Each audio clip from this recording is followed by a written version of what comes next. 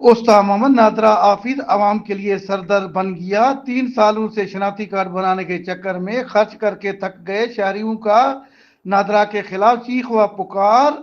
नादरा में कोई सहूलियात मुयसर नहीं। कमेटियों के चक्कर में 3 साल से दरपदा रहे। इलाके और शहर के अवाम का वश न्यूज से बातचीत करते हुए कहा कि पाण जता 8 बजे 9 बजे अचनि था, अधु घंटो कमु करनि था, उन खां बाद हलिया वञनि था। सुबुह जो अचो, वरी ॿिए ॾींहं जो ट्रेन जो अचे, यानी कि 3 साल थी विया आहिनि। 21 22 खां वठी कार्ड डेट एक्सपायर आहिनि, जे लाइ असां बंदि करे करे थकिया आहियूं। हालांकि पैसा बि वठनि था, उहो बि असांजी हेल्प नथा कनि। अलाए छा मसइलो आहे हिन जो। 3 साल असांजो कार्ड जो न माना डेट ख़राबु आहे, या को बि शइ बि ख़राबु आहे। महिरबानी करे टीम वारा अचनि था, असांखो पुछा बि नथा करनि, ईअं बि नथा चवनि जो तव्हांजो छा मसइलो आहे, छा आयो आहे। महिरबानी करे DCP आहे जेको बि आहे उहो असांजो हेल्प करनि।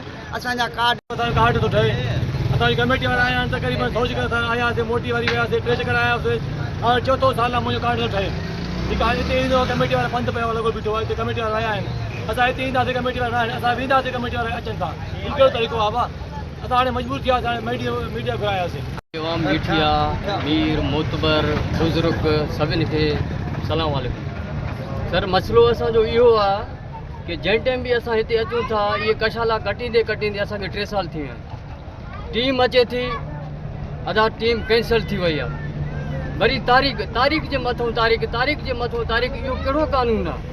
हिते अचूं था, पंहिंजी मज़दूरी छॾे था अचूं, त उहा असांजी मज़दूरी बि नथी थिए। बच्चा असांजा बुख ते आहिनि, हे बि कमु नथो थिए, असांजी मज़दूरी बि नथी थिए। त ॾिसो असां काॾे वञूं, कहिड़े कानून सां असां मुक़ाबिलो कयूं? मेन चीज़ आहे असां मज़दूर आहियूं। इन जे करे कोई मीडिया या कोई अंदरि जेके स्टाफ वारा वेठा आहिनि, असांखे चीज़ नथा ॿुधनि। वञूं था, अदा हिते झटपट कमु थीसे, झटपट वञूं था। अदा टीम होसे इस्लामाबाद खां उस्तेज जहिड़ा कमु थीसे। हिते अचूं था, अदा टीम 5 टोकन 10 टोकन 50 टोकन कटे वई आहे हली।